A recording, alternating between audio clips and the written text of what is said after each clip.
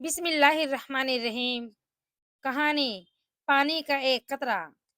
एक दफा का जिक्र है कि एक छोटे से गांव में एक छोटा सा तालाब था जहाँ के लोग उसके पानी पर इंहिसार करते थे।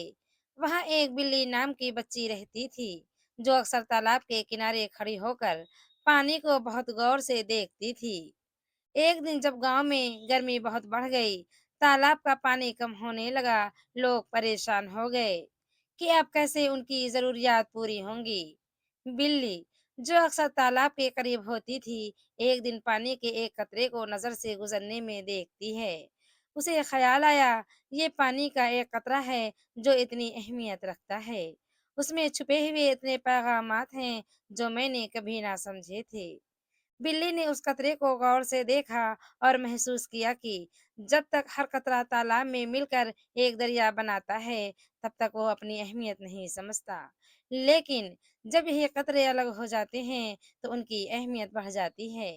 यही सोच जिंदगी में भी होता है। छोटी छोटी चीजों की अहमियत का अंदाजा तब होता है जब वो आपसे अलग हो जाएं। बिल्ली ने उस कतरे की कहानी अपने गांव के लोगों को सुनाई और सबने मिलकर तालाब के पानी को बचाने का फैसला किया। यह कहानी हमें सिखाती है कि छोटी चीजों को नजरअंदाज नहीं करना चाहिए, क्योंकि कभी कभार एक कतरा पूरी जिंदगी बदल सकता है। हमें हमेशा अपने अंदर की कदर और अहमियत को समझना चाहिए। छोटे कदम भी बड़ी तब्दीली ला सकते हैं और हर कतरा, चाहे वो कितना ही छोटा हो, अहम होता है।